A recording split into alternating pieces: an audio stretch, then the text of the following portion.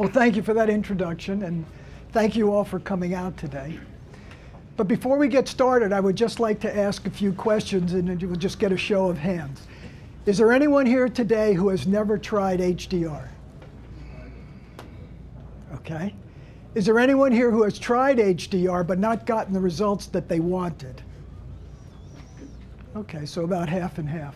Here's the big question, be honest. Is there anyone here who thinks HDR is cheating and has no place in photography? Wow, I think this is a first. Where, there's one? No, okay, it's fine. But I'm not here today to try to convince you that HDR is the holy grail of photography. But I am here to explain the basics of this exciting way of shooting, processing, and post-processing, and tell you that HDR should just be another tool in your digital darkroom. But these are just some of the things that we're going to be talking about today. We're going to be talking about the basics of HDR. We're going to talk a little bit about technology. We're going to talk a little bit about science. And we're also going to talk about the basics of HDR in the context of making good pictures, which is most important. We're going to be talking about the gear that's going to be required to do some of this. I'm going to be talking about camera setup. I'm a Canonista, so I'll be talking mostly about Canon, thank you. And, but it refers to almost all cameras. I'm going to be talking a little bit about what and when to shoot. We'll be talking about software. I know that's on everybody's mind. We're going to take a short break, probably about 10 minutes. And then I'm going to be processing and post-processing some images using two different types of tone mapping software. And then I'm going to be introducing you to some post-processing software. Now, I'd just like to give you a little background into how and why I got interested in HDR. Not that many years ago, when I switched from analog to digital, I would go out and I would shoot hundreds, if not thousands, of pictures. Pixels were free, I'm sure you all did that. I would come back, put the images into my computer, and I have to tell you that no matter how I processed them, to me, I was disappointed and they looked flat and boring. Now, maybe that's just the way I see light and color. But I'm sure you all know that it's probable that we don't see light and color the same way. So I knew I had to find a better way to process my images. One day while searching the internet, I found this photograph by this photographer, Trey Radcliffe. Trey is not only a wonderful photographer, but he's a great HDR guy. I did some research and found his website, stuckincustoms.com. And I realized that I was taken not only by his photographs, but I was taken by the HDR process. And here we are about 4 years later. And this is in Iceland, by the way. What is HDR? HDR is an acronym for High Dynamic Range. It's a process designed to overcome the limitations of today's digital cameras. Our camera sensors are not very good at capturing the full range of contrast in a scene very well. The shadows block up and the highlights blow out. The concept of shooting multiple images at different exposures, merging them together into a single file that has lots and lots of information, is really a brilliant way to work. The question is, does it take away from our craft as photographers, and is it cheating? Now, I know that there are a lot of photographers out there who think it does take away from their craft, and I know that they think it's cheating, but I don't think it does. I think it adds to our craft, and I think in the end we can get some really beautiful pictures. Now, HDR is a technique that anyone can master with just a little help getting started. All we need are some tools, some rules, and a heck of a lot of experimentation. It's a technique that allows us to capture in a single image what moved us to take that picture in the first place. That's because the human eye can see much more light than our camera sensors can. The human eye can see 12 to 14 exposure values, while our camera sensors, and it does depend on the camera, can only see 7 to 8. We see in high definition, and we see in 3 dimension. HDR is a wonderful way of tricking the brain into seeing all of these things in our final picture. But let's talk about the brain for a minute. This is an illusion. It was developed by a neuroscientist, Bo Lotto. And we can see that in the bright light up on top, we have a brown tile. And we can see in the shadows, we have a yellow tile. And this is our perceptual reality. But the physical reality is that they are exactly the same color. So this is a perceptual reality, and this is the physical reality. In this next example, we would all agree that the top surface and the bottom surface are different shades of gray. But that's not exactly right. They are both the exact same shade. If you take your finger and hide the gradient, you might be able to see it. If you can see it, I'll just prove it to you. In the last example, we would all agree that the black box A and the white box B are different shades. But because of the way the cylinder is casting a light on it, our brain is, they're exactly the same color. There's another neuroscientist by the name of David Eagleman, and he tells us that our brain makes an assumption. In our pictures, our brain makes the assumption that the brightest thing we see is white. But if something brighter comes along, our brain says, no, that's white. And then if something brighter comes along, we say, no, that's white. And this is important when we're making our pictures, because the viewer, or we, accept the reality that's presented to us. And of course, this is the real white.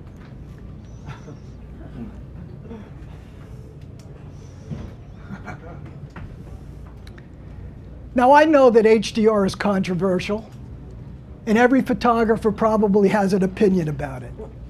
Either they love it or they hate it, or maybe it's somewhere in between. If they love it, they love the natural part of it, or they like the surrealistic part, or maybe something in between.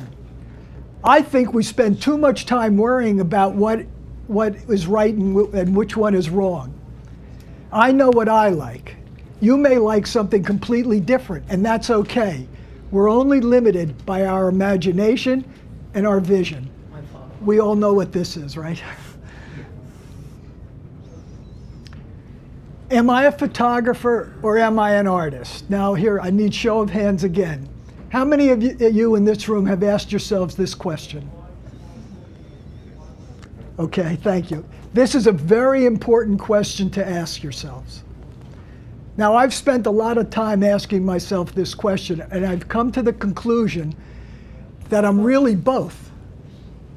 When I'm out shooting, I consider myself a photographer, and I'm dealing with all the issues that a photographer has to deal with, f-stops and ISOs and lighting and all of that stuff.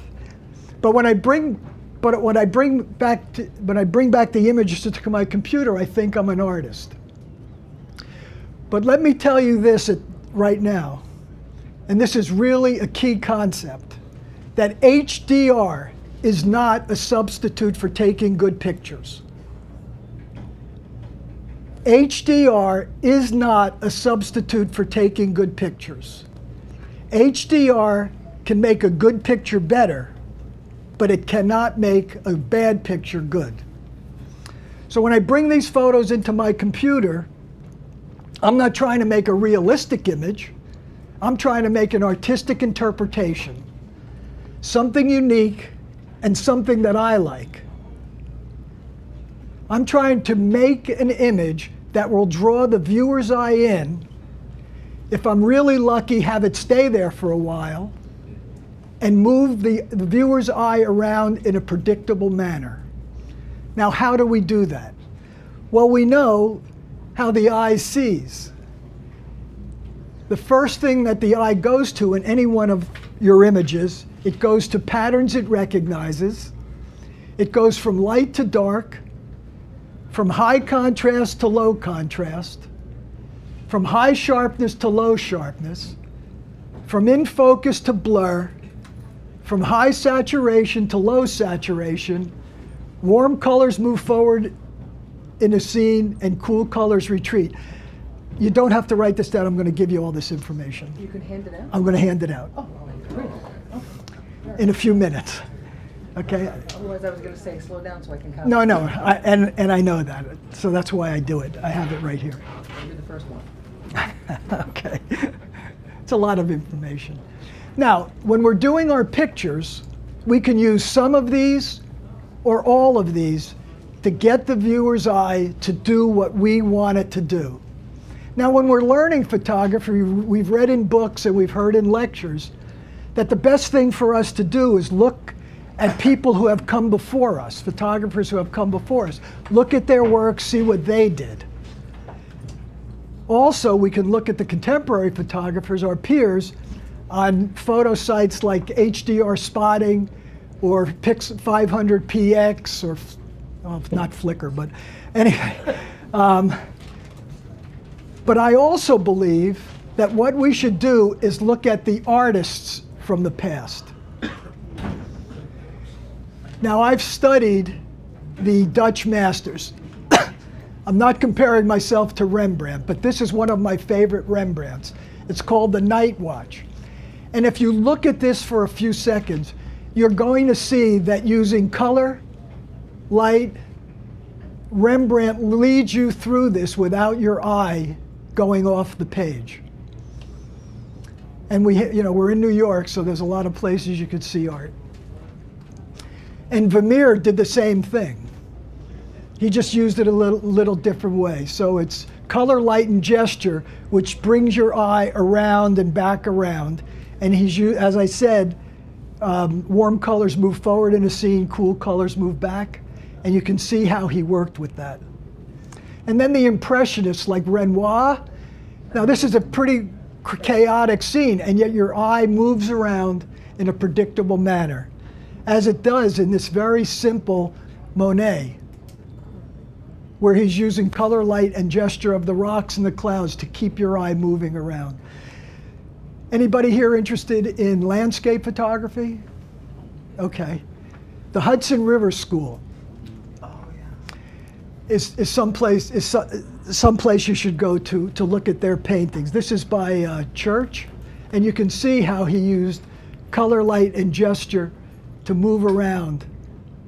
Now we can control a lot of this in our pictures. And this is by Cole, and he does the same thing using the clouds and the warmth of the warm colors move forward and the cool colors move back, and it gives you that depth in the picture. Now there are 4 secrets to HDR photography. And a few minutes ago I told you that HDR is not a substitute for taking good pictures. And it's not. So the first secret to HDR is to take a good picture. Now if you take a good picture, you're halfway home. I can guarantee you that. But take interesting pictures. Now there's a very well-known photographer named Joe McNally who tells the story in one of his books. Long before he became a shooter for Life magazine and National Geographic, he worked for a local newspaper. And he was a young guy, but he walked into the photo editor's office and he asked, "How can I take more interesting pictures?" And the photo editor looked at him and said, "Put yourself in front of more interesting things." So it sounds pretty simple.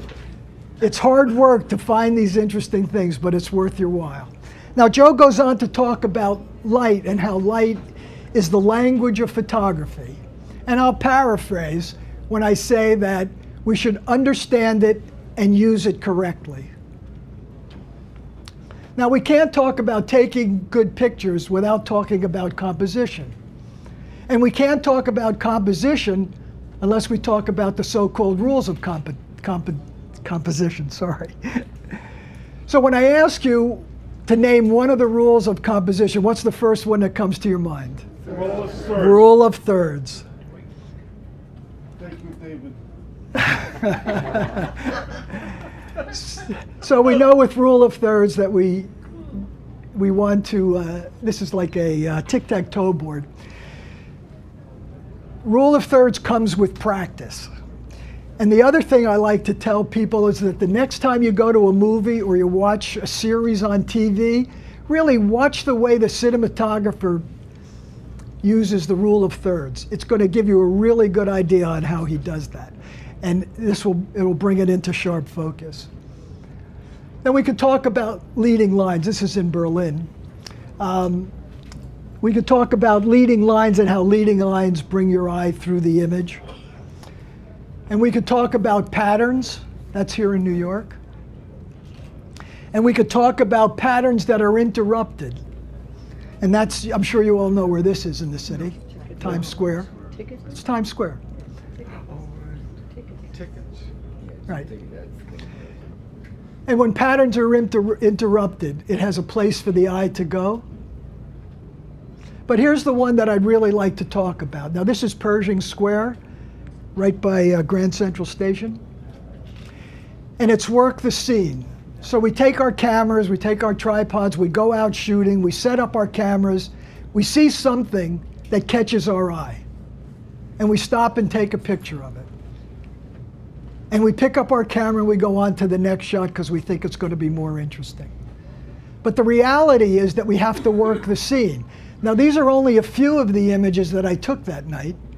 But what I did was, you can see, I was in one place, then I moved across the street, then I waited for some cars to come by. And for anybody who is familiar with this area, when I went there, I never saw this until I walked around the corner. And all of a sudden, I saw this cafe. I took another series of pictures there. And then I kept walking, and I found this picture, and I found this picture. I probably have about 9 or 10 of this bridge. That's the Park Avenue Bridge? Is it Park Avenue? Park Avenue Bridge. Okay, and then this is the Pershing Square cafeteria. So now you come back and you have, I'm going to say, 10 groups of pictures, right? Now here's the tough part. Editing. How do we know which is the best picture? And what I like to tell people is the artist inside you will tell you which is the best picture. Nobody wants to see 10 images of a fire hydrant. They want to see your best. And the only person you have to please is the first person that looks at your picture. And the first person that looks at your picture is you. Editing is very hard, but it comes with practice. Just trust yourselves. That's all I can tell you. Now, the second secret of HDR is that HDR is software driven. You will need some software. You will need a piece of software that merges your images together and then tone maps your image. Now, merging your pictures together is on a pixel by pixel basis. And every manufacturer of software has their own secret sauce. So if you used one today and one tomorrow and process it the exact same way, it will not look the same, but that's okay. And we'll talk more about that later. Does everybody know what tone mapping means? No. No, okay. And I'm sure you've heard the term. If you're interested in HDR, you're going to hear the term tone mapping. When your images are merged together in this piece of software, they are a 32-bit image. And there's no screen outside of NASA probably that will show a tone map image, a 32-bit image. So all that tone mapping is that it reduces from a 32-bit image to a 16-bit image so that we can see it on our monitors. So there's no more magic than that. We'll talk more about software in a little while. In all of these pieces of software, there are sliders. And you will see, when I show you Photomatix and some of the others, you will see a lot of sliders. And I think this is where people get scared. But sliders in all of these are to your personal taste. So when we're moving our slider, and you will hear me say this later, what I recommend is you move the sliders to an extreme position and keep going back and forth, back and forth, back and forth, till you get to where it makes sense for your image. It's like going to an eye doctor and they hold up, do you like 1 or 2 or A or B? You just keep saying that. I like 1. And you just keep moving. You'll see me do that, and then you'll understand. But that's all it is. The sliders and the settings are all to taste. This is in Berlin also. It's the Reichstag. The fourth secret of HDR is post-processing. Well, what are we doing? We're taking a series of images shot at different exposures, merging them together into this magic picture. But after we're done merging these 3 images, some people merge 5. Most Canons will only shoot 3 images. Nikon will shoot 5 images or 7 images, depending on the camera. Some people shoot 7 images, merge 7 images together. And I've heard of people who merge 9 images together. I mean, I don't have any concept of why anybody would do that, but they do that. The guy here the other day did 11. Meshiga. Well, but you don't get anything with it. No, he did the Brooklyn Bridge. He did right. Okay. The statement here was that he knows somebody who shoots 11. Now, trust me, insane, in my opinion. We'll get to that. But once we've merged all these images together, we're only about, and depending on the image, 70 to 80% to where we want to be. Now, post-processing isn't hard, but it's a very important part of the HDR process. We just have to know what they are and where to find them. Now, there's another famous photographer named Vincent Versace, and he tells us that the more we know about the middle, which is the processing and post-processing, the better decisions we can make in the beginning, which is the point of capture, so that we get better results at the end, which is our final print. And he says we are in service of our final print, and our print is in service of our voice. So using today's cameras and the available software, getting to the initial HDR image is really very simple, and I'm going to show you that. But we have to get past that. What we have to do is use the algorithms inside of Photoshop or Elements, Lightroom or Aperture, and third-party software to go from a good HDR image to a great HDR image. This is in Brussels. Now, there is no universal workflow for HDR. Every picture is different. We all have different tools.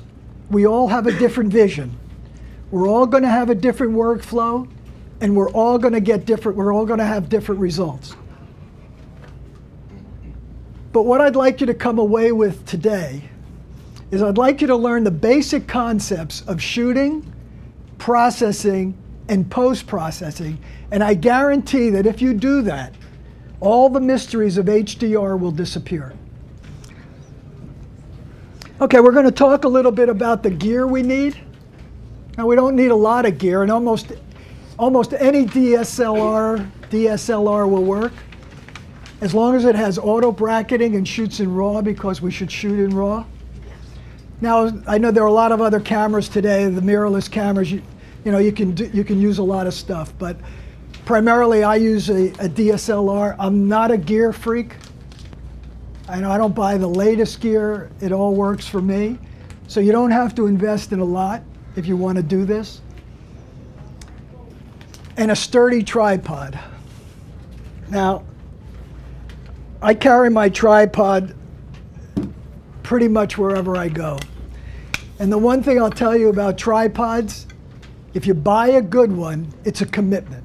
It's a financial commitment. But the thing is, if it's light, you'll carry it with you. If you don't, it's going to stay in your closet. And the other thing is, you'll buy your first tripod, put that in the closet. Then you'll buy your second tripod, and then that'll go in the closet, and then you'll buy a good tripod. And I'll tell you, your tripod will outlast your camera. You will be replacing your cameras before you replace your tripod. What is the difference then between this? This is a carbon fiber. Yeah. I've carried this in the Himalayas, in the Andes, in New York City. I mean, but I carry it. What do you use? It's a Gitzo.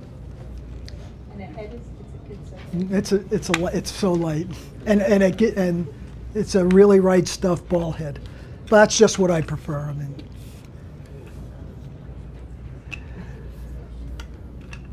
now we want to use a tripod, and we want to keep our hands off the tripod when we're shooting, because we're shooting more than one image, obviously. So we don't want any vibration. So we can either use a cable release. We can use the self-timer on the camera, which is what I do. Or we can use a remote. The self-timer is, comes with the camera. So there's no extra cost, and it's nothing else for me to lose. How many of those have I lost? But anyway, that's what I do.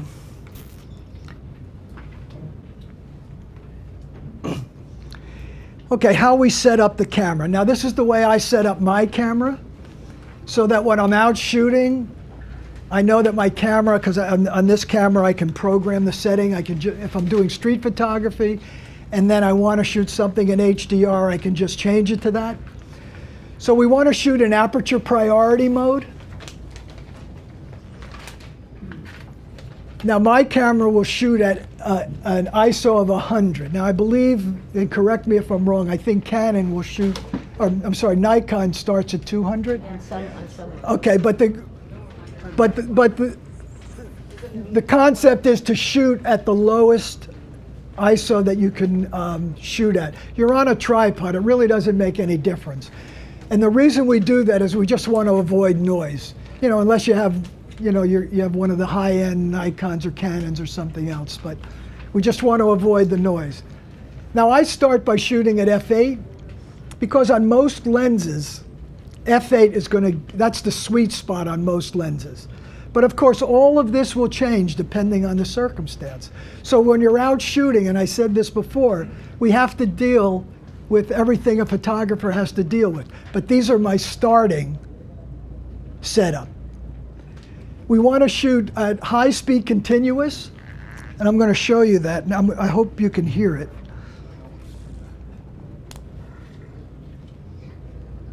Oh, sorry.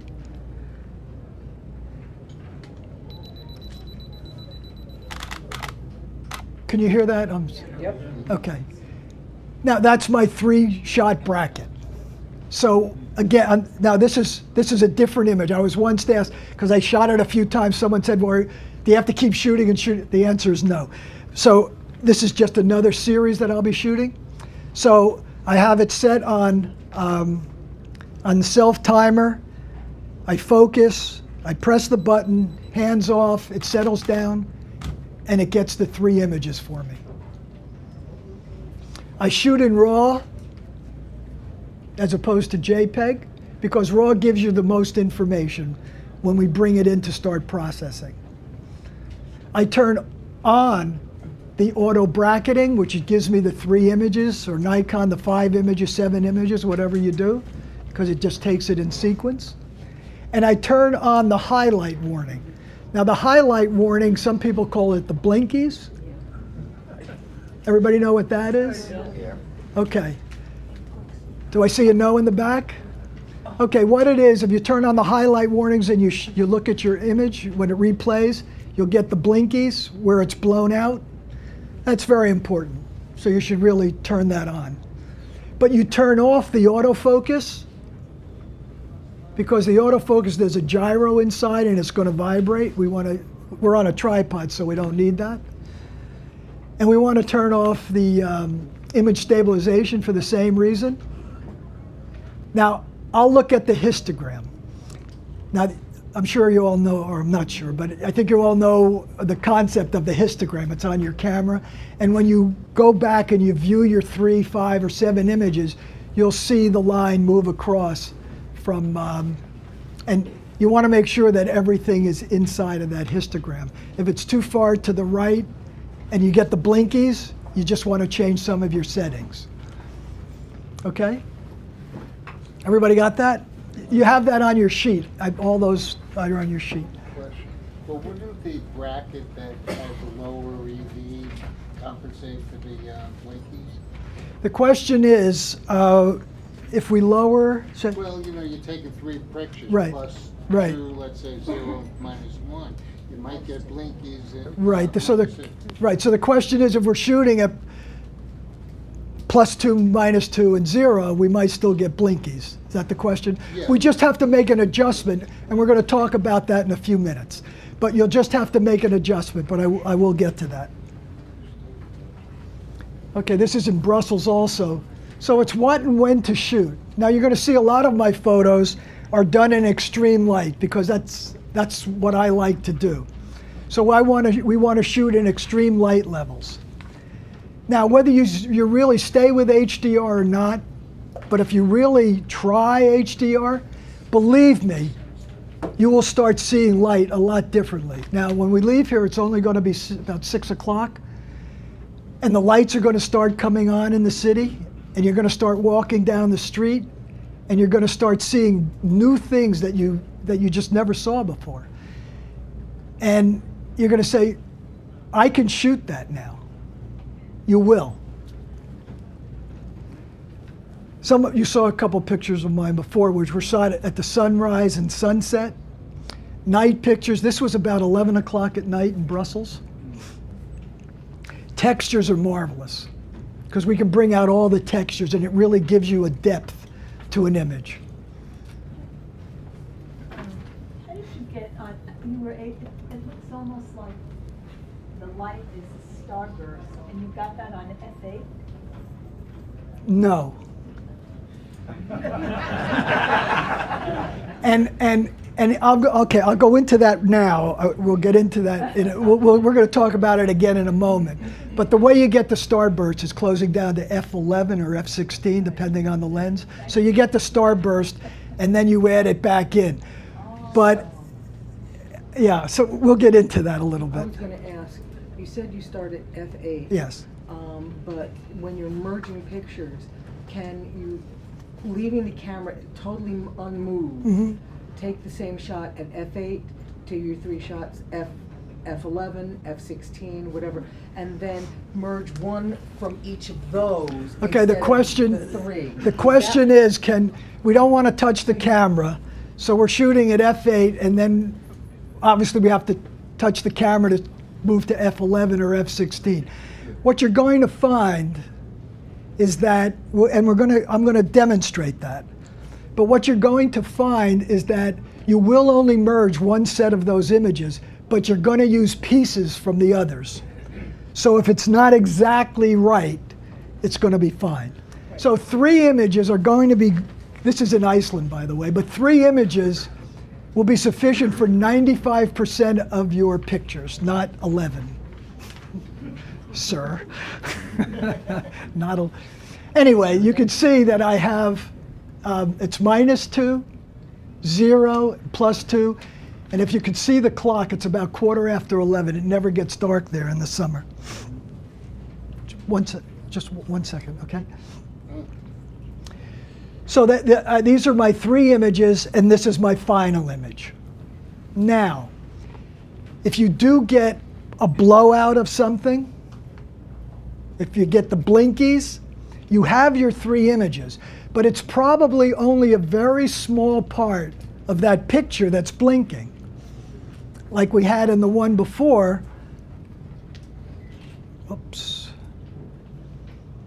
where we had the lights and the lights inside the cafe. I wanted to get all of that, and I got a lot of blinkies. So I just took a -3 and a -4. I don't know what camera you have, but read your book. It'll tell you how to do it.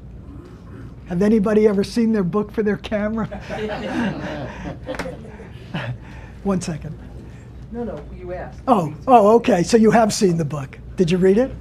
Oh, cool. We're computer geeks. Oh, okay. TFM. Okay. So that's how I got inside the cafe here. That's how I got this light, these lights, some of this up here. And you're going to see when I do a demonstration how I merge these together. So I'm only, of that -3, -4, I don't think I go much to the plus side. Then I'll only use that part of the image and mask it in. We'll get into some of that. This is probably about 5 images put together.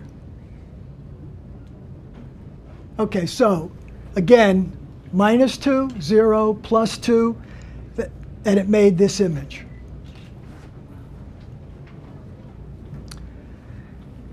There are 3 pieces of software. There are a lot of pieces of software, HDR software. Today I'm going to be showing you the Nik HDR FX Pro. Of course, they came out with a new one over the weekend, and I haven't had time to upgrade, so I'm going to show you the last one, but it's going to be fine. In Photoshop, they do have an HDR Pro. I'm going to talk about that. And Photomatics, which is probably the best known. And I'm going to be processing an image in there.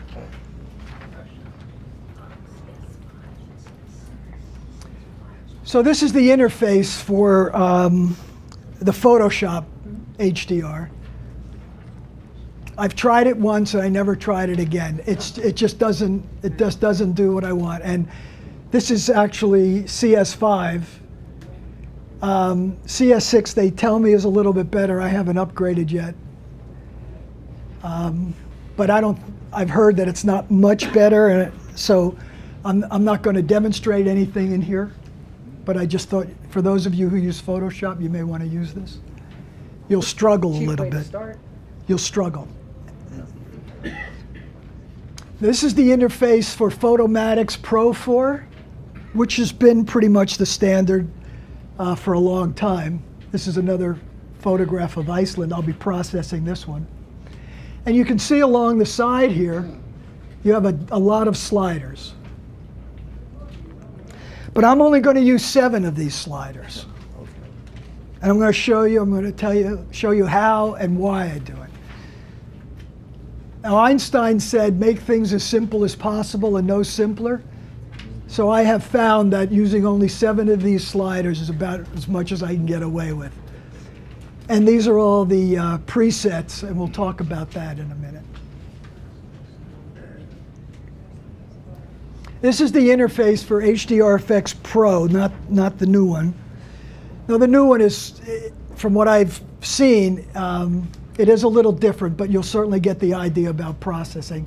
And I'm going to go through all of these sliders with you, although in the new one, they've actually taken some of them out to make it simpler, which is a good thing.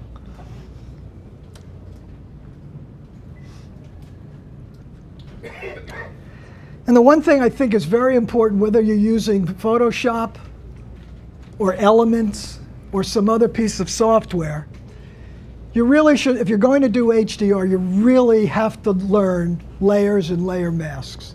If you want to do a good job, you really have to learn that. It's really very simple. And let me just say that if anything comes up, you're working on an image and you don't know how to do it, there's something that comes up and, God, I wish I could replace this or change this color, Google it. All the answers are there. You don't have to read the books, just Google the question and you're going to find something on YouTube. I do this all the time. So some of you will recognize these images. There's a little story about some of these. This is Times Square, and I'm sure you've all been to Times Square and seen that. How many cameras are there? And this is, I'm sure, what everybody goes home with. And they say to their friends, you had to be there, right? But this is what I went home with. Wow. So this is before and after. This is 3 images. This is the middle image of a 3-image set.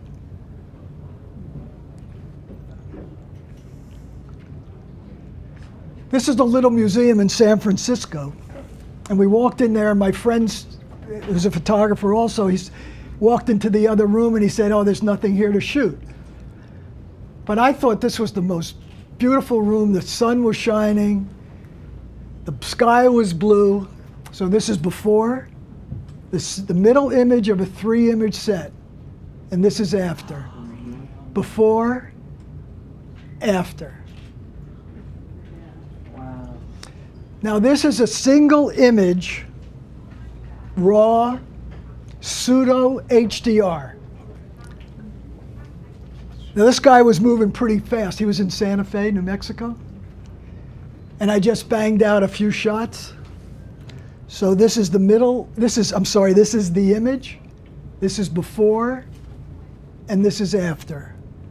Before and after. You should recognize this as Grand Central Station. Now in Grand Central Station, they don't allow you to use a tripod. So what I used was this. You can get a permit. You can get a permit. Yeah, you have to You just- can. you have to just ask. Yeah. But this is a gorilla? Yes.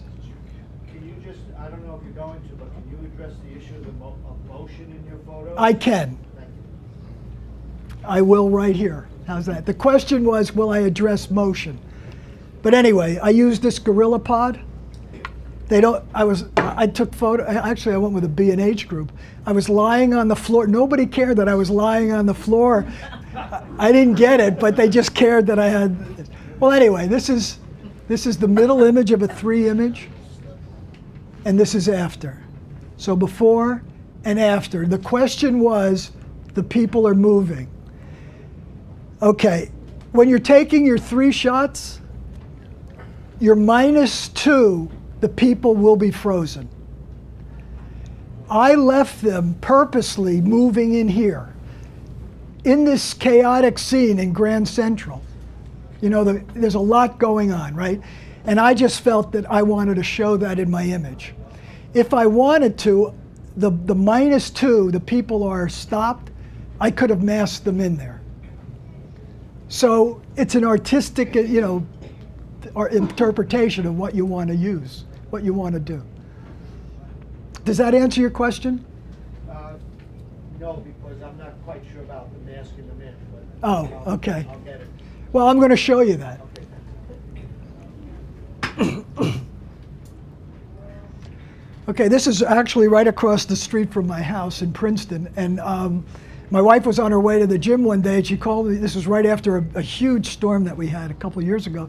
And she said, bring your camera, you got to see this, you got to see this. So this is the middle image of an HDR. And if she were here today, she would say, it looked exactly like this.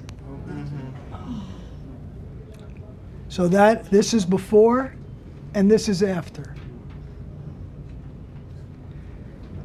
Now this is taken from the Marriott Hotel down by the World Trade Center site.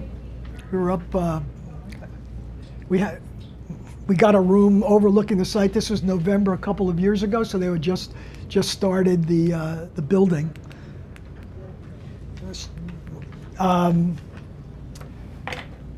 So this is out of the window from about, I'm going to say the 30th floor. So this is before, and this is after. This is before, I'm sorry, before and after. We were out to dinner one night in Lambertville, New Jersey, if any of you know where that is. And I carry my tripod, okay? I once gave a lecture, and I said this to someone. There was a couple in the back.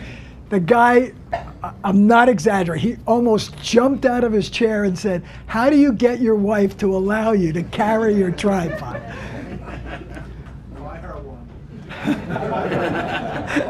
Anyway, she does. And we passed this flower shop on our way back to the car. So this is the middle image of a 3-image HDR. And this is after. So this is before, and this is after. I was down in Asbury Park shooting with some friends, and I saw this little boy running across the boardwalk, and I didn't know quite what he was going to do. It's one of those things, and so I just had my camera out. This is another pseudo HDR. This is before, and this is after. So this is before, and this is after. What do you mean pseudo? It's only one image. I'm going to show you that. This is. The question was, what do I mean by pseudo? And the answer is pseudo because it's only one image, and I'm using a different piece of software that I hope we have time to get to, called Topaz, to do it. So, yes. When you're shooting with, let's say, 3 or 5 exposures, what do? You do the combine the HDR first, and then do the cropping and. Correct, and I'm going to show you that. The question was, do I merge the 3 images together and then crop and all that? The answer is yes, but I'm going to show you that. I can't really see. Yeah. Yes. I'm interested in your workflow, meaning when you combine your images, Yes. do you combine them in Photoshop, or do you combine them in RAW? The question is, how do I combine my photographs? I'm going to demonstrate that. Okay, now this is an important photograph because I am going to process this one. This is in Times Square. This is the Hard Rock Cafe. Now, I'm sure most of you, if not all of you, have seen this. And what is happening here is that all these signs are changing constantly. And I stood there and I was watching them. I could never get all of them in the same position I wanted. Okay? So this is before, and this is after. So this is before, and this is after. I'm going to process this. I'm going to show you how I did it, and so you really understand what I was seeing here. And the concept of doing that is when I'm seeing all this stuff going on, is I'm doing a process that I call image gathering. So I shoot 3 images, I shoot another 3 images, these are all at the same exposure, another 3 images, another 3 images, till I get everything that I want to combine into a single image. Now, does that make sense, or are there questions about that?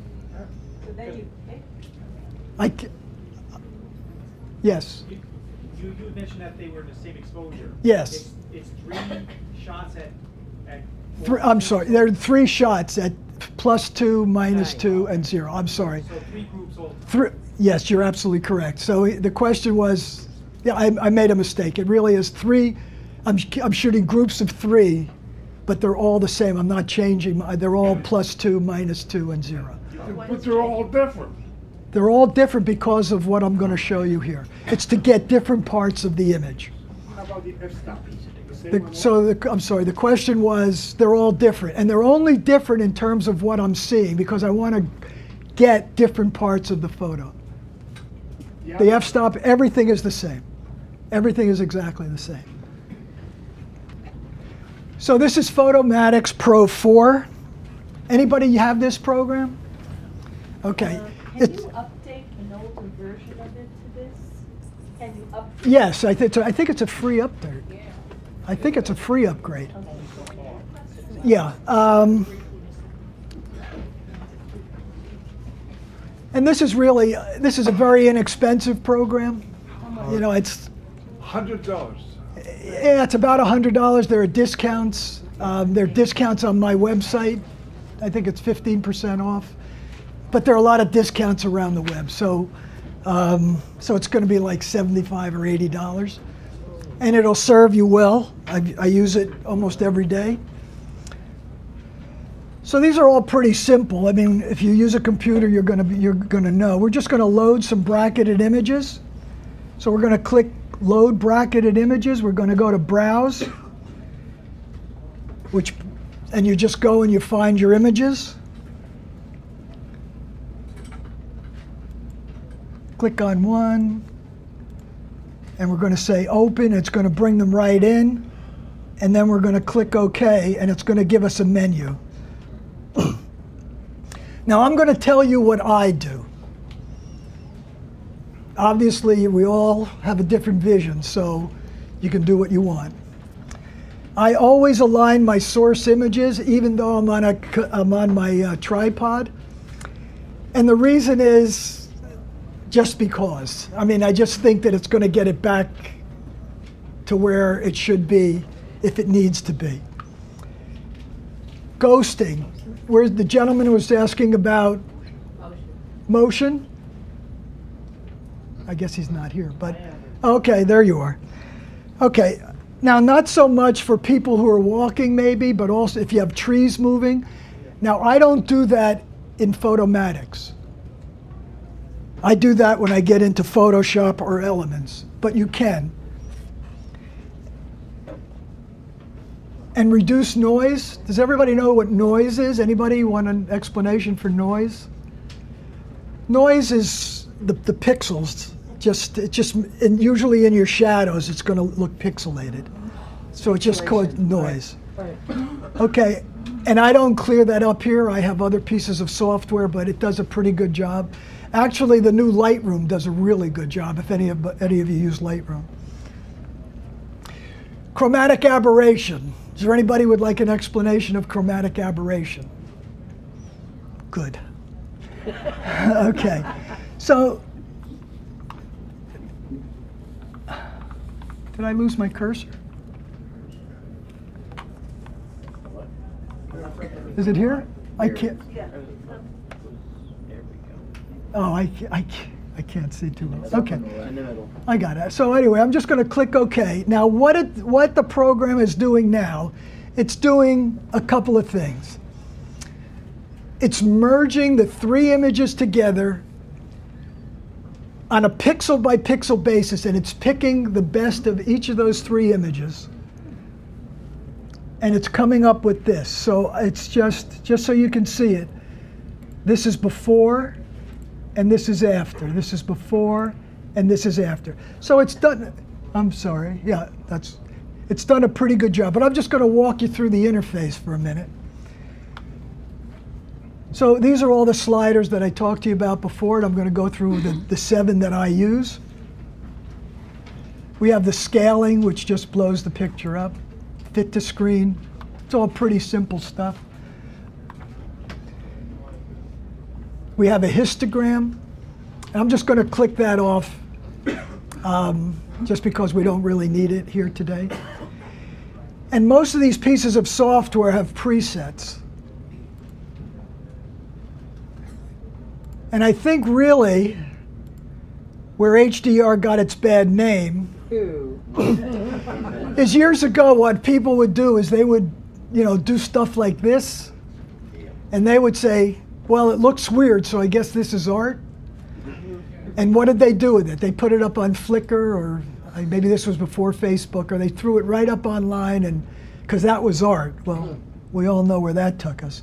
So I'm just going to go back to the default. Excuse me, are those presets part of the program, or you set them up that way? You can do it either way, but I'm showing you just the ones that come with the program. I never used them. It doesn't mean that you shouldn't use them, and it would be disingenuous if I said that I did use them. So I'm telling you what I do. Okay? The question is, could you go to a preset, see where the sliders are, and then tweak them? Of course.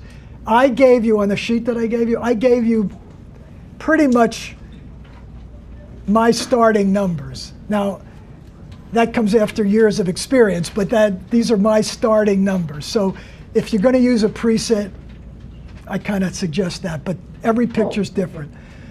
So, and you can play around with how these look, but I'm just going to click off of that because I'm not going to use any of them. Okay, so we're going to use, and this is all on your sheet, we're going to use the tone mapping, and we're going to go into detail enhancer. And that's what I suggest. Now, I only use 7 sliders. So what I told you before is you go to the extremes and you just keep working back and forth until you get something that you like. What is strength? Saturation or? It's a little bit of everything. It's, Okay. you know, all of the, I said this before, but all of these different programs, this one and the other one I'm going to show you, there are two that I'm going to show you, you know, they all have their engineers and they all come up with these algorithms. So you're dealing with what they give you. But, and some of these names are really absurd, so I won't even go there. But, so anyway, that's strength. Color saturation, you do actually the same thing. And you just keep going back and forth. Do you like A better or do you like B better? Is A better or is B better? But you're going to find that saturation, you're always going to be in the 50 range. And I've given you that, and it's almost all the time you're going to be right in there. And if you're not, you're going to be able to control that a little bit easier later. Luminosity, again, it's very simple. Just keep going back and forth until it gets to something that you like. The sliders are all to your taste. Nobody is going to judge you. So those are 3 of my sliders. Lighting adjustment, I don't know what that means, but I'm going to show you what it does. So we go from natural to surreal.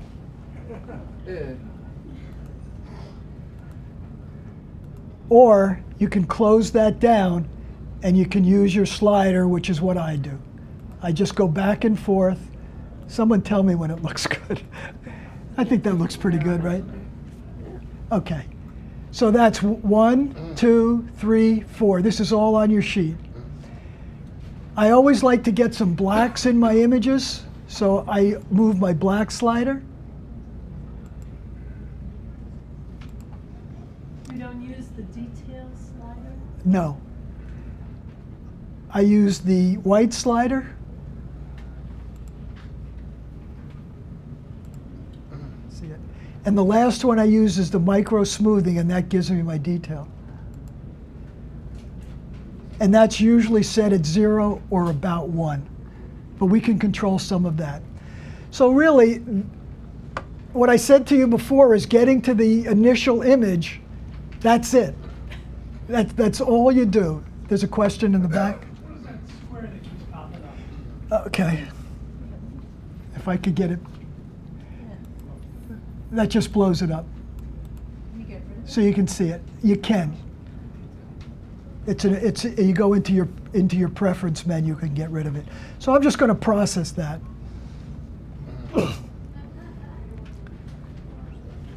So now this is called tone mapping. So all that has occurred here now is that it has changed from a 32-bit image to a 16-bit image, and now we can see it on our screens. Okay, and I'm just going to save that.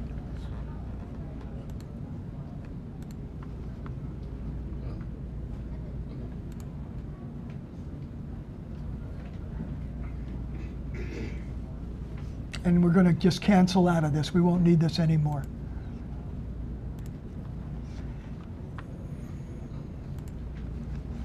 I talked to you before about post-processing. So what I just did in Photomatix was processing. I now have my HDR image. But what I said to you before also is now that I've merged those 3 images together, we're about 70 to 80% of the way to making a good image. And that post-processing isn't hard. We just have to know what it is and where to find it. So in this particular instance, I'm using Photoshop. Elements is just as good. You don't have to spend the money on Photoshop. And there are other pieces of software out there that'll do the same thing. So I'm just going to File, Open.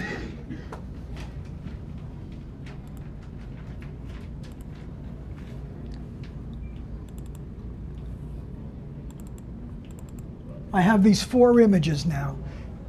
I'm going to open all these 4 images in Photoshop. And if there are any questions here, please ask them to clarify. I'm just going to open these all up. Now in Photoshop, and I'm not sure if this can happen in Elements for those of you who use it, there are different ways of opening these all up and getting them into a single file. So this is the simple way of doing it. And I'll do the other one on the next photo. So this is my toned mapped image. It says it right here. And I want to get all these into the same file. So I click. I have my Move tool. I hold down the Shift key, click and drag, and it brings it in. And then I'm going to do the same thing.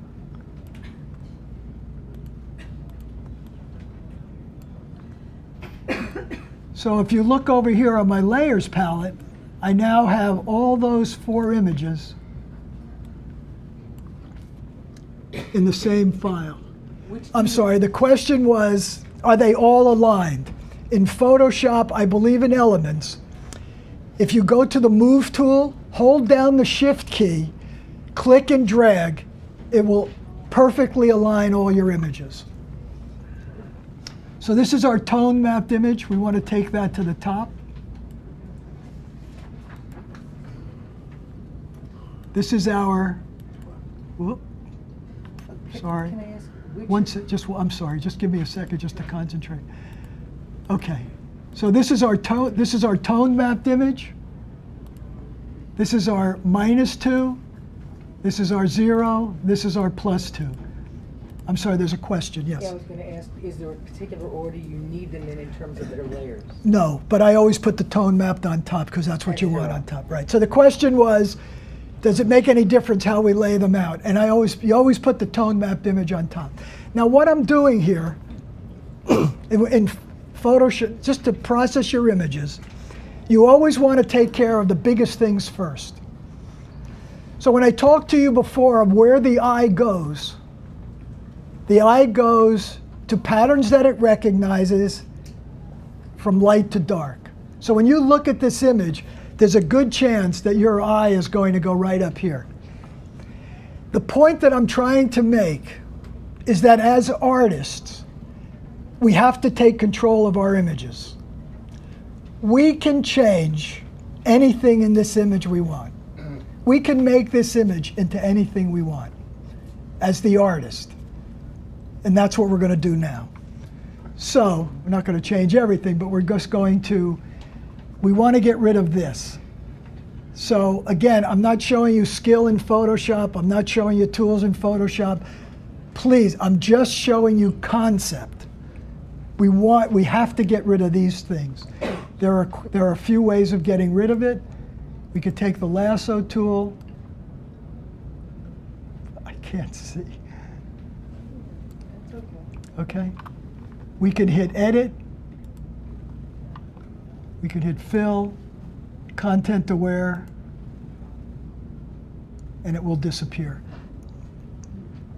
Deselect. Or we can use the stamp tool or the clone tool. By using the right and left bracket key, we can make our brush bigger. We have our opacity here. If we want to, we could make our opacity less. Click Alter Option, we click in there and it just goes away. So what we're doing is we're taking control of our image. We're solving the biggest problems first. So the next thing that I don't like is I think the clouds are too dark for my taste. So we want to do something there. So we're just going to, so if I click off the toned mapped image and show the one underneath, well, the clouds there are still too dark. I don't want to use those clouds. The next one, those clouds are better. So I may want to use those clouds. Now, there was someone here before who asked the question, I don't know how to use the layers. Someone in the back. Well, anyway, I'm going to show you how to do that now. Okay, so I want to merge these two layers together. Right-click, merge down. I now have merged those two layers together. And I can get to, I think I did the wrong thing. Yeah.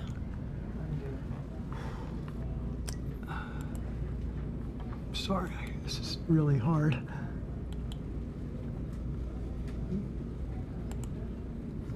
Okay.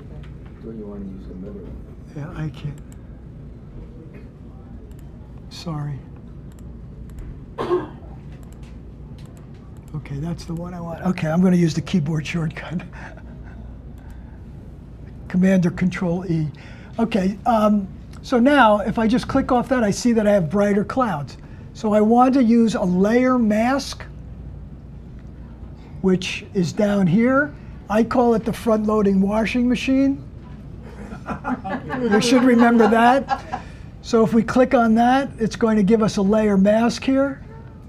And it's the mantra, white reveals, black conceals. So I'm going to go over and make sure my foreground color is black. I click on my brush, Command or Control B.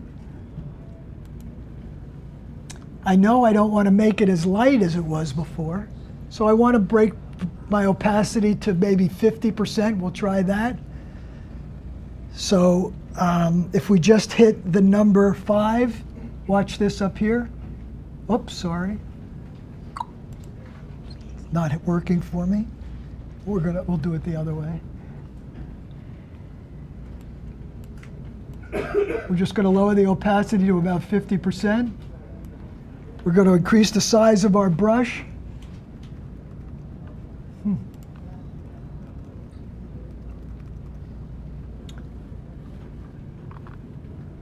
And we're just going to paint over, and it's going to make our clouds just a little lighter.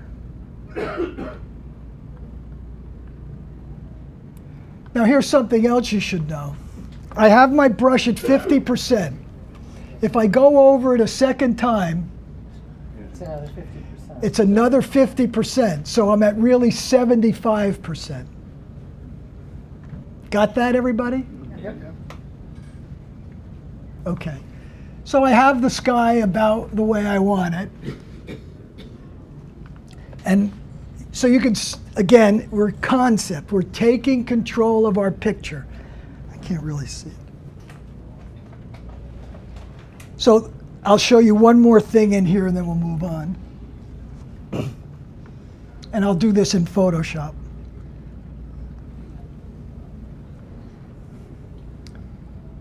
So what I want to do here is, and I want to just increase the yellow.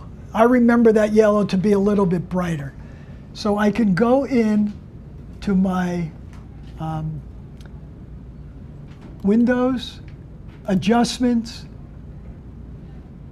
use saturation, pick my yellow, and just increase my yellow. See how that's working? I'm going too far. But I just wanted to show you how it's working. There are a lot of ways in Photoshop. I know I'm repeating myself, but this is really a key concept. We want to take control of our photographs. We can change anything. Okay, are there any questions about what I've done here? Yes? Do you work, before you merge them, do you work in RAW at all? I always do it. You work with, when you shoot raw photos, so do you work in RAW before you merge them? The question is, I shoot raw photo, do I work with the individual image before I merge them together? Is that the question? Yes. The answer is no. Anybody else? So you've sucked the raw images into Correct. Photomatics. The question is, do I suck the raw images into Photomatics? And I use raw images as long as I can. So I'm just going to click out of here. We don't have to save it. We'll just get rid of that.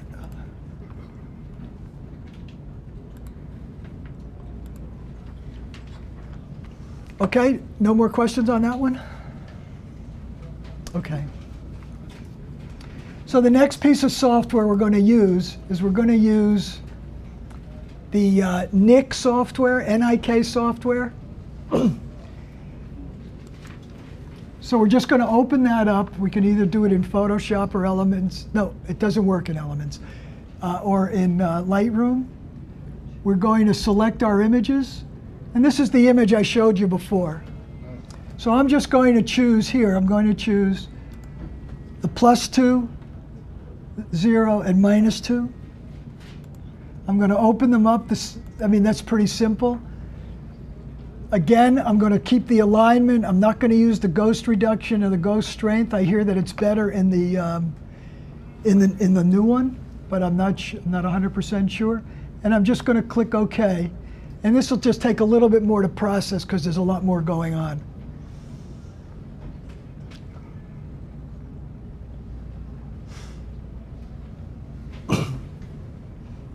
Yes. A plug-in for Photoshop? Yes. The question is HDR Effects Pro a plug-in for Photoshop? And the answer is yes.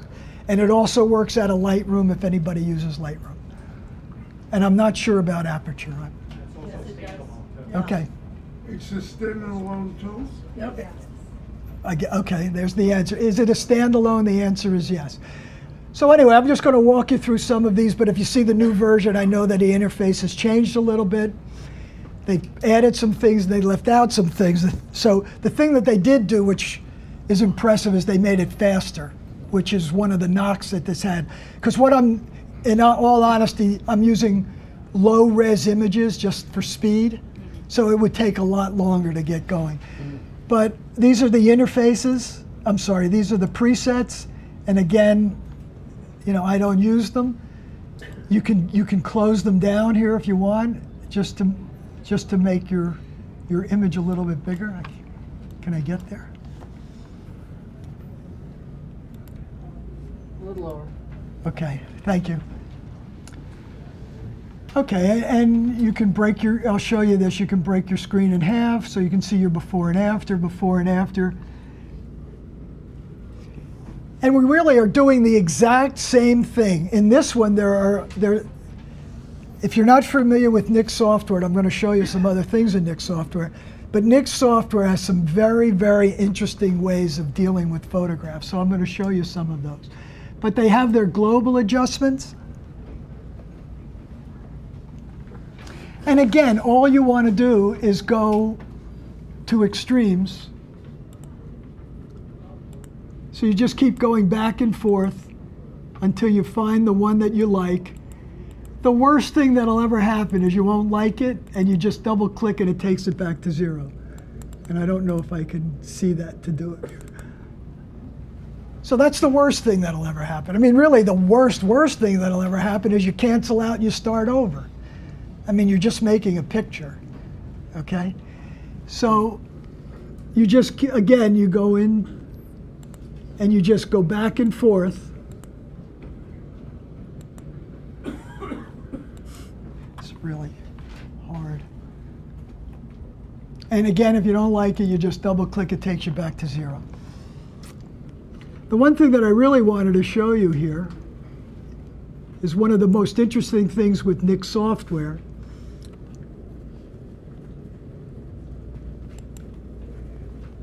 They have control points. Now you saw me in Photoshop. I used a layer mask, and I did the yellow thing. Okay. Well, Nik software has control points. So I'm just going to click on it, and that gives me a control point. Now I can place that control point wherever I want. And they have what they call an area of influence. We all see that? Now what this area of influence does, or that control point does, is it's reading the pixels that are right under it.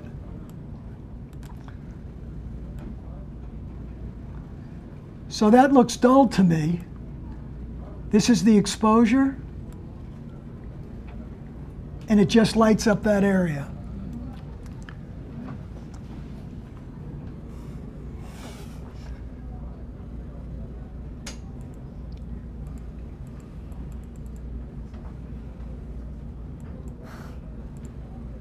Okay?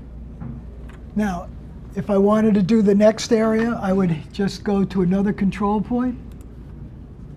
I want to brighten this area up.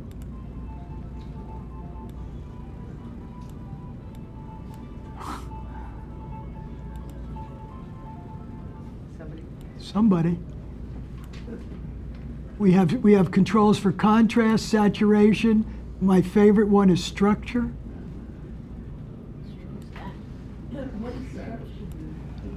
Structure just brings out the texture in it. So did you see that? Did everybody see that?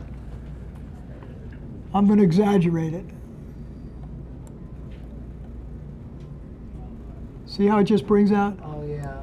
So I'm going to go back to what I said about the painters. Now, when we study the painters of the past, I mean, they had the ability of inclusion or exclusion. They could put things in or take things out. We can do that too, but sometimes that's tough. But I mean, just by moving the camera, we can do that. But here, we control everything. Because also, getting back to how the human eye works and sees, is that we're trying to get these pictures, and you may have noticed that in some of my pictures before, that your eye knew exactly where it was going. I mean, I don't think there was any question that you knew what I wanted you to look at. First, second, third. I was trying to keep you in the frame. So that's what we're doing here. I want, speaking about the rule of thirds, right? That's what I'm showing you. We have a lot going on here. I'm trying to bring out the detail here, but I'm going to just move along a little faster. So again, this is for concept, okay? So I'm going to click on OK, and it's going to process the image, because I want to show you what we do with the other part of it. Out of curiosity, which do you prefer? HDR FX Pro or Photomatic. The question is, which do I prefer? I use both. I started with Photomatics.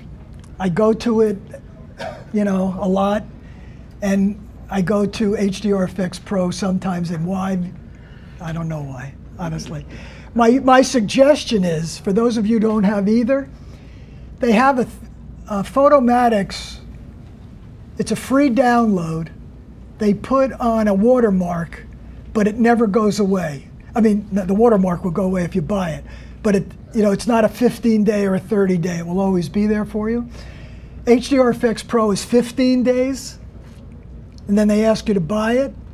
I suggest that you try both, see which one you like. You don't need both, honestly. I mean, This one, how much does it cost? the question was, how much does HDR FX? I think it's around $140 The new one's $99. for the upgrade. No, the upgrade's only $49. Oh, okay, so it's $99. So that was the question, is how much is HDR FX Pro? Yeah, I guess it's the same. Okay, so really we have our image. I'm just going to save this like I did last time. File, save as. I'm going to save it as a JPEG, just because these are all JPEG.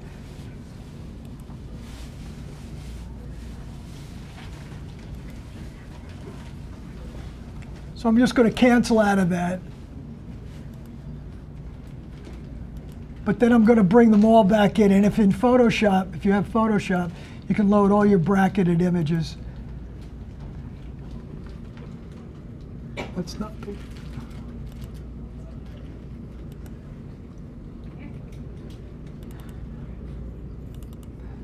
But to illustrate my, it didn't save for some reason. It did in the other location. It did in the other location? Yeah, you just. Okay.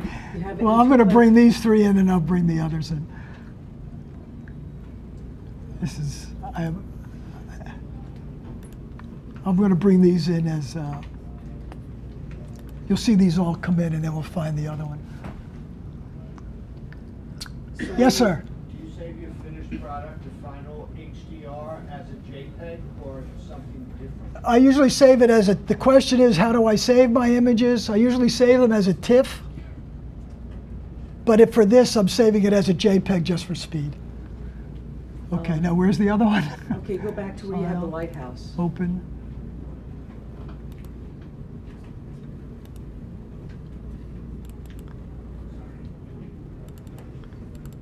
And there it is. There it is, okay. Sorry. This is a little inconvenient.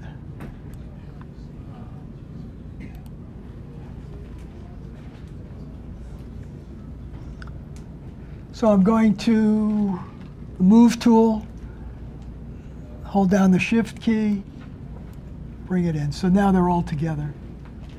Okay, what I want to show you, and I'll do this quickly. If you remember, we talked about image gathering. Because what I saw that, you know, this was okay, this was okay, they didn't move. But this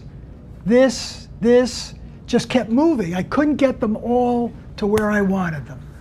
So what I did was I captured the different scenes by image gathering. So in this one, you can see I got this, right? And the card thing. I got this bottom down here. So I'm going to show you. I go to the front, I'm sorry, I go to the front loading washing machine. It gives me a layer.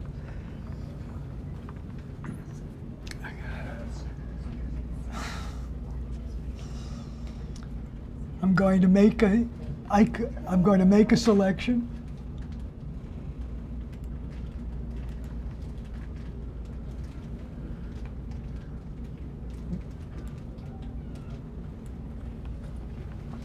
I'm going to take my black brush.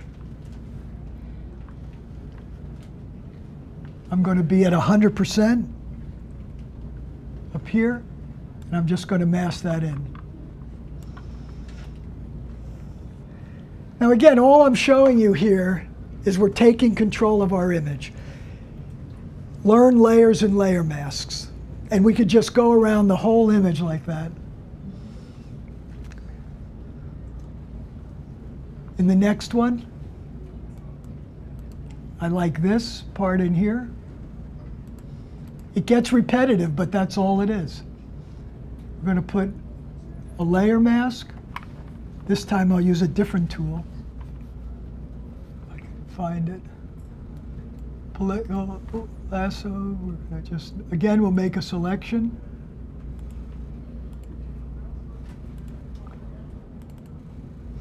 Take our black brush at 100% and just paint it in. Oops.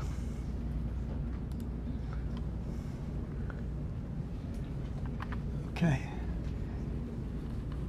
We're going to run out of time, so I'm going to leave it there. But the thing that I want to show you is I'm going to bring in another piece of Nick's software called Vivesa. And this also has the U-point technology. So we click. We want to darken our edges. We have the area of influence, and we just darken our edges.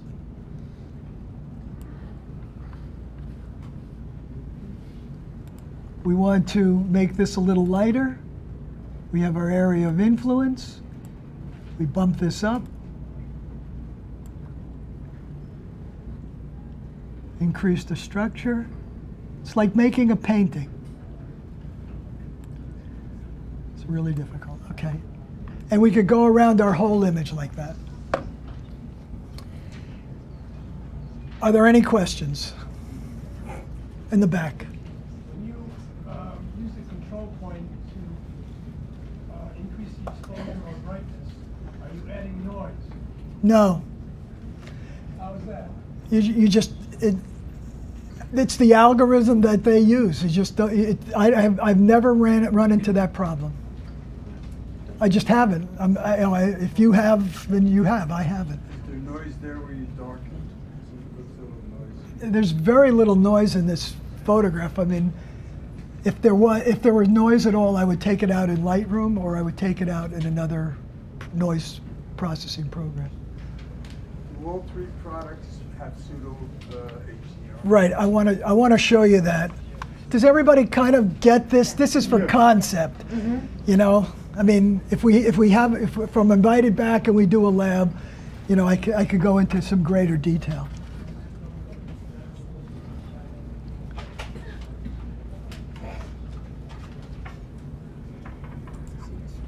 I'm going to show you one more piece of software.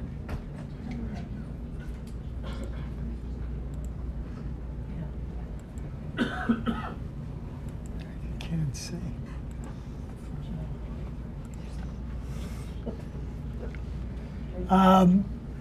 We're going to open another image here.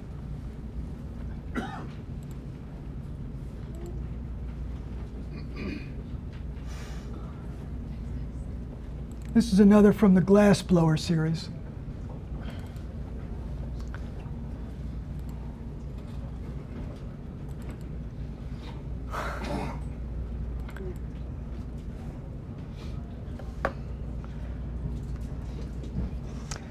Okay, I'm going to introduce you to another piece of software, and this is from Topaz Lab. And this is a plugin, and it's called Topaz Adjust 5. I think it's about $40. I think it's something like that. This also has a series of presets. I'm going to use the HDR collection. Within that HDR collection, you can see the image changing.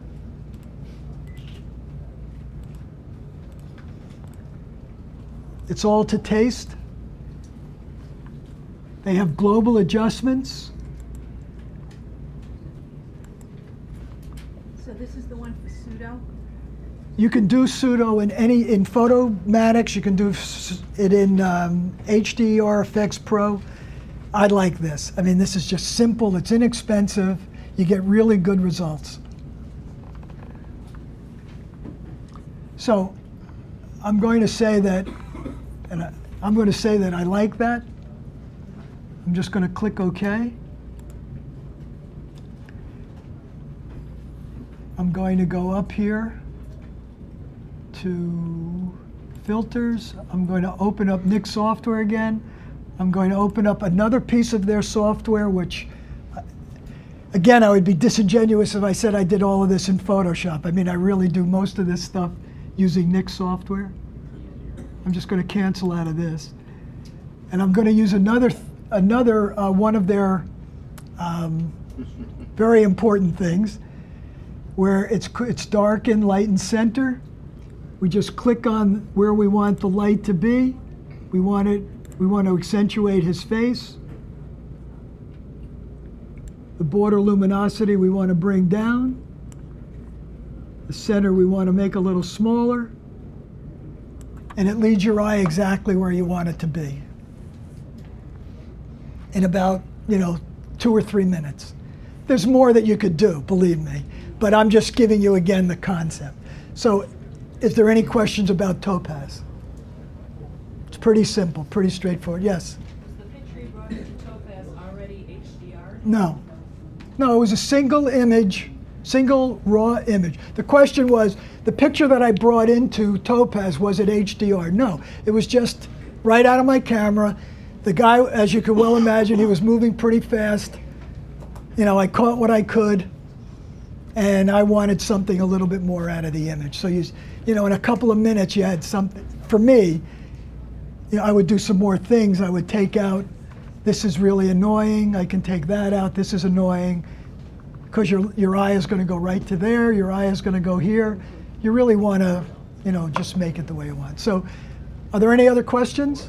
Is that a version of Photoshop? No. It's a plug-in to Photoshop. Yeah. So the question was, is that a part of Photoshop? And the answer is no. Yes? What is your website? It's on the sheet that I gave you. Yes? You mentioned that 95% is +2 -2 0. Yes. Are there any times where you could visualize using more than that, percentage stops or? The question is, I have said that 95% of the time I use +2, -2, and 0. I have never used 5. I have never used 7.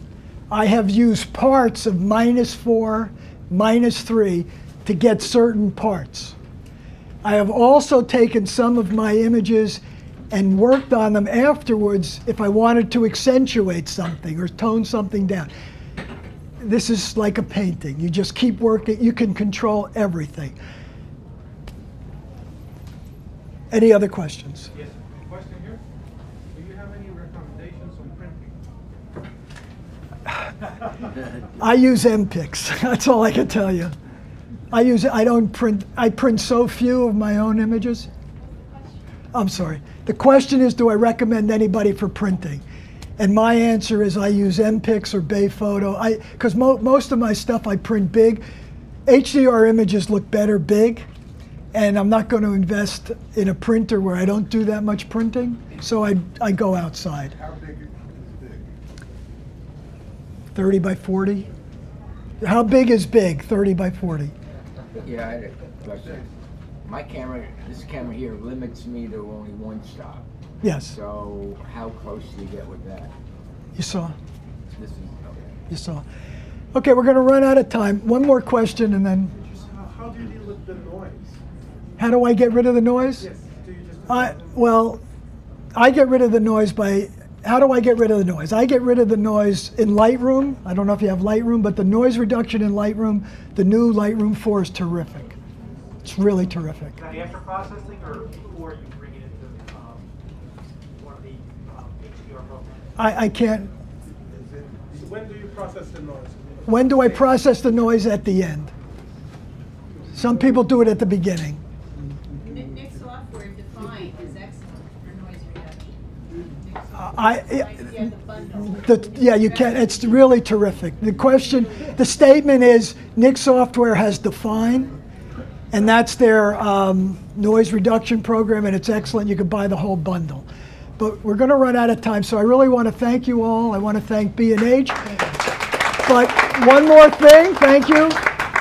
I encourage you to go out and try this and bring it back. Shoot interesting things. Bring it back into your computer. Post-process, make your mistakes.